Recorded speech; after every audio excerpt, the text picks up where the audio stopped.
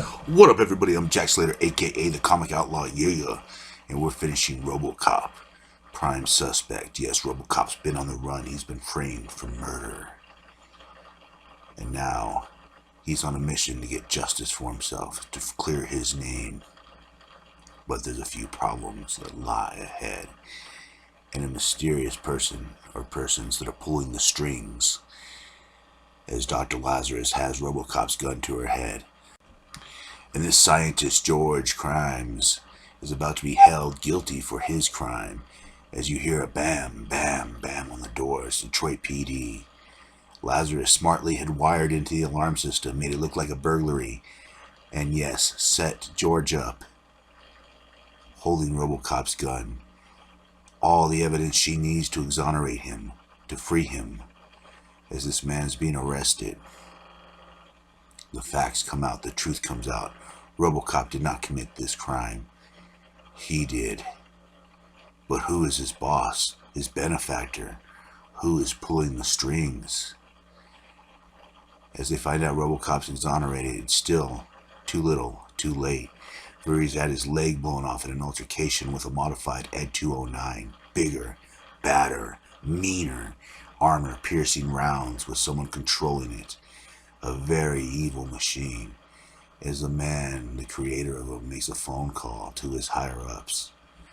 This man's name is Matthew, and he's calling his bosses. They're trying to get a cybernetics program from scrapping Robocop, trying to get their own army of cyborgs and weaponry. But the plot has been revealed, and someone has to be hung out to dry. Someone always has to take the fall. And it seems like it's this man's turn to fall on the sword.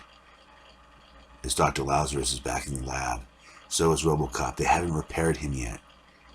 But she has other plans. They need Robocop up and running, especially since they just cleared his name.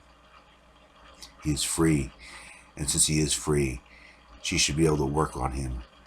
As Robocop thanks her, but he doesn't say Dr. Lazarus. He says Marie. For they are good friends, through thick and thin.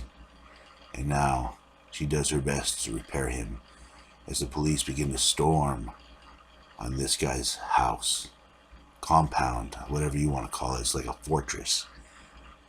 He has some of the most advanced weaponry in there. It's hard for the police to get in.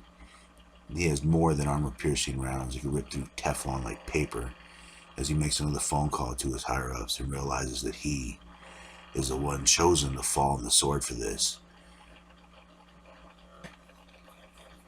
That his higher-ups have sold him out.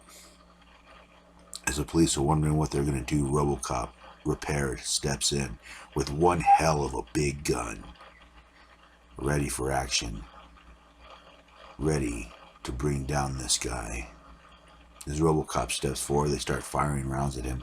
It does nothing to his armor. As he keeps moving forward, Lazarus, of course, put him together at the last minute. But should he have gone out like that? Well, that's Murphy for you. Murphy's all about justice as he blows through the wall, looking for this man to get answers, to figure out why he was framed, why he would do this, and why would he break the law. As he panics, making another phone call, he realizes that his higher-ups have cut him off, and he has no choice but to escape or fight, find a way out.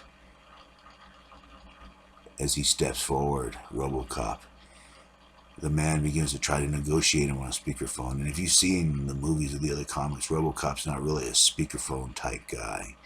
As he blows it away, he's not really for talking much either, but as he says, if you want to see the wizard, then you must get by the guard first.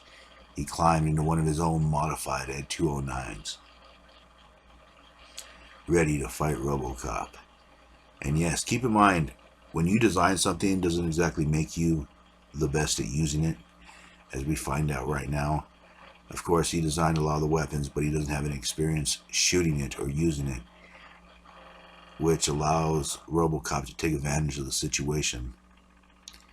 And of course, him missing an up-close shot and something whizzes by the reporter, something flying in the air. Nobody knows what it is, but it is caught on camera. This flying little bug looks like a spider, but I guarantee you it isn't Spider-Man, lands on the Ed 209. With a crackle of energy, it begins sparking out, zapping it, electrocuting it, shorting it, as it spreads its legs around it, destroying the electronic components, basically crippling the system and allowing no access to the user.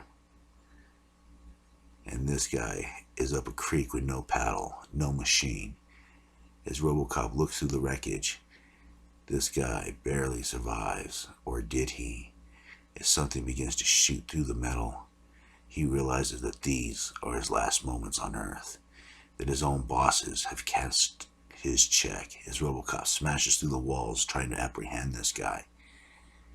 Robocop, unfortunately, through all his bluster, is too late. For the machine had already done his job and escaped, killing the witness, killing the links to the higher-up, but leaving Robocop exonerated for his crimes.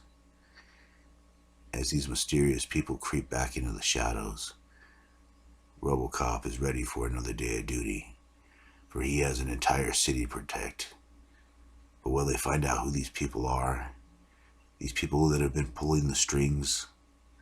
Well, we'll find out the next time, won't we? And I'll catch you on the flip side, yeah.